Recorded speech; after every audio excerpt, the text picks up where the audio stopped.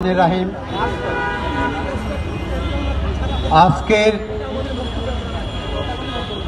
বিনিয়োগকারী আমরা যারা রাস্তায় আমরা যারা আয়োজন করেছি আমাদের আহ্বানে যে সমস্ত জাতীয় নেতৃবৃন্দ সাড়া দিয়েছেন, যারা কষ্ট করে উপস্থিত হয়েছেন তাদের সবাইকে আন্তরিক ধন্যবাদ, মোবারকবাদ, শুভেচ্ছা জানিয়ে এবং আমার বিনিয়োগকারী ভাই বোনেরা যারা আসছেন দূর দূরান্ত থেকে, ঢাকার থেকে, এবং সবচেয়ে বড় কথা যারা মিডিয়া কর্মী কষ্ট করে অনেক আগে থেকেই তারা আমাদের এই সংবাদ কভার করার জন্য আপ্রাণ চেষ্টা করে যাচ্ছেন, সকলকে ধন্যবাদ জানিয়ে আমি আমার বক্তব্য শুরু করছি।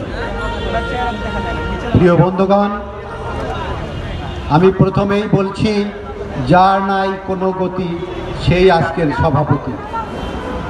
আমি সরকারের একজন ঊর্ধ্বতন কর্মকর্তা ছিলাম।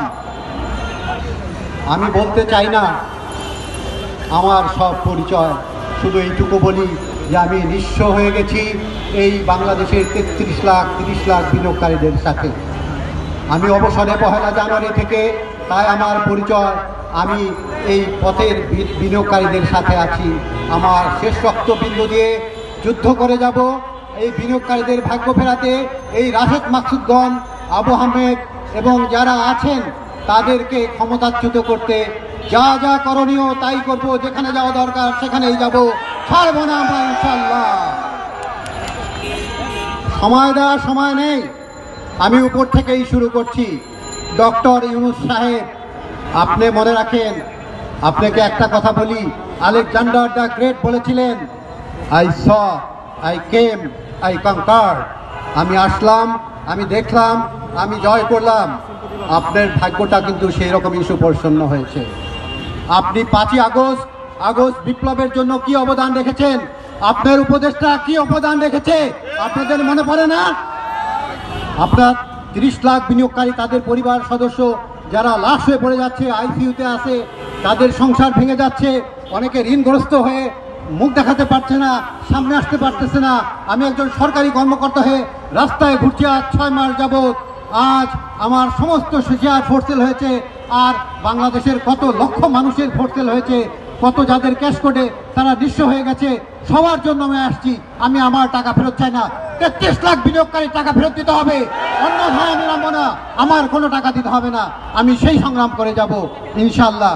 আমি একটা কথা বলতে চাই যে রাশেদ মাকসুদকে যে আপনারা ক্ষমতায় বসালেন, উপদেষ্টা বানালেন সালেউদ্দিন আহমেদকে, ওনারা কি অবদান রেখেছেন?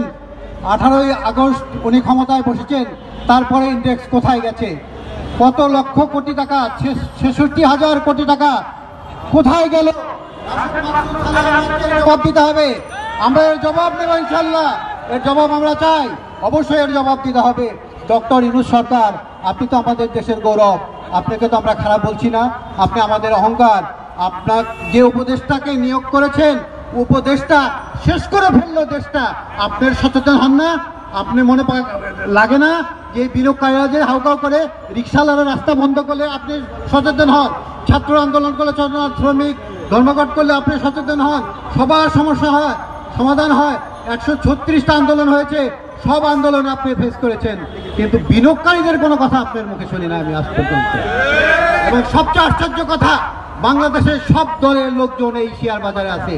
শেয়ার বাজারে যারা বিনিয়োগকারী তাদের কোনো দলীয় পরিচয় নাই, তাদের একটাই পরিচয়, তারা বিনিয়োগকারী, তারা ক্ষতিগ্রস্ত। কেউ যদি বলে আমার দল অমুক তমুক, এইরকম কোনো কথা নাই, আমাদের কোনো দল নাই।